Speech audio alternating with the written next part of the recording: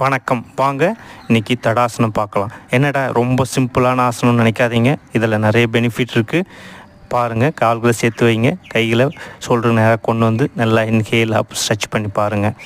இதில் ஒரு 5 to 10 to 20 30 count இருங்க. இது ஒரு கால்களை உறுதி பண்ணும். கால்களை வலுவடை செய்வதோடு குண்டலினி சக்தியை மேலெழுப்பும். குண்டலினி சக்தி மேலெழுப்பதுனால உடலுறவு சம்பந்தப்பட்ட பிரச்சனைகள் சரி செய்யப்படும். ஆண்மைத்தன்மை அதிகரிக்கும். மேலும் மன அழுத்தத்தை குறைக்கும், மன அமைதியை தரும்.